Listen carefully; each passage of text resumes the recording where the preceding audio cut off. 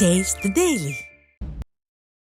தேனி மாவட்டம் வீரபாண்டி கௌமாரியம்மன் கோயில் திருவிழாவின் போது இந்து சமய அறநிலையத்துறை அலுவலகத்திற்குள் அடியாட்களோடு சென்று தாக்குதல் நடத்தியதாக திமுக பேரூராட்சி பெண் தலைவர் மற்றும் அவரது கணவர் மீது வழக்கு பதிவு செய்யப்பட்டுள்ளது. சித்திரை திருவிழா தேரோட்டத்தின் போது பேரூராட்சி தலைவர் கீதா தனது கணவர் சசிக்கும் பரிவட்டம் கட்ட வேண்டும் என கூறியுள்ளார். அரசு நிகழ்ச்சி என்பதால் அரசு பதவிகளில் இல்லாதவருக்கு பரிவட்டம் கட்ட முடியாது என தெரிவித்துள்ளனர்.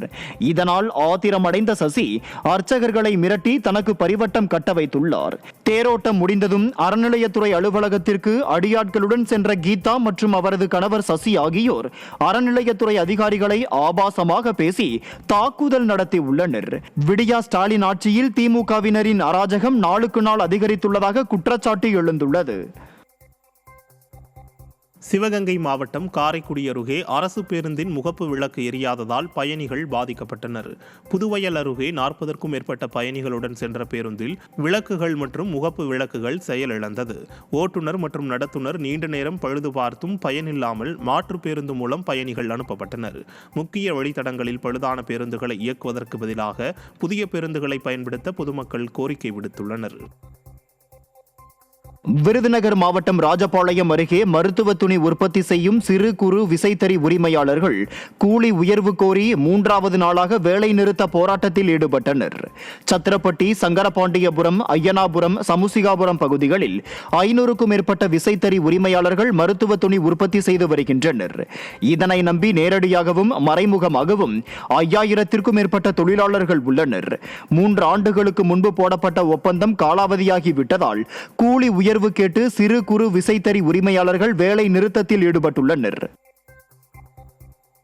மதுரை மாவட்டம் உசிலம்பட்டி நகராட்சி அலுவலகத்தில் நடைபெற்ற சிறப்பு கூட்டத்தில் PK மூக்கையா தேவருக்கு மணிமண்டபம் அமைக்க தடையில்லா சான்று வழங்க சிறப்பு தீர்மானம் நிறைவேற்றப்பட்டது.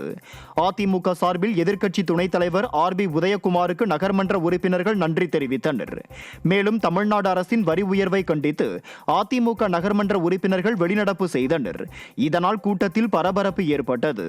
விடிய ஆட்சியில் தாங்கிக் கொள்ள முடியாத அளவிற்கு சொத்து வரி உள்ளிட்டவை உயர்த்தப்பட்டுள்ளதாக மக்கள் குற்றம் சாட்டினர். கரூர் அரசு மருத்துவக் கல்லூரி ஒப்பந்த தொழிலாளர்கள் பணிச்சுமையை குறைக்க வலியுறுத்தி தர்ணா போராட்டத்தில் ஈடுபட்டனர். ஒப்பந்த பணியாளர்களை நிர்வகித்து வந்த கிறிஸ்டல் என்ற தனியார் நிறுவனத்தின் ஒப்பந்தம் முடிவடைந்த நிலையில் புதிதாக ஸ்மித் என்ற நிறுவனம் ஒப்பந்தம் மேற்கொண்டுள்ளது. தொழிலாளர்கள் ஏற்கனவே 8 மணி நேரம் பணியாற்றி வந்த நிலையில் ஸ்மித் நிறுவனம் 9 மணி நேரம் பணியாற்ற வேண்டும் என வலியுறுத்தியுள்ளது. மேலும் அதிக பணிச்சுமை, கட்டாய விடுமுறை வழங்காதது, ESI, PF நிறுத்தி வைத்தல், சம்பளம் பிடித்தம் உள்ளிட்ட பல்வேறு பிரச்சனைகளை வலியுறுத்தி ஒப்பந்த பணியாளர்கள் 100க்கும் மேற்பட்டோர் தர்ணாவில் ஈடுபட்டனர். விடியா ஆட்சி தொழிலாளர்களின் விரோத ஆட்சி என்பதற்கு தர்ணா போராட்டமும் மற்றொரு சாட்சி என விமர்சனம் எழுந்துள்ளது.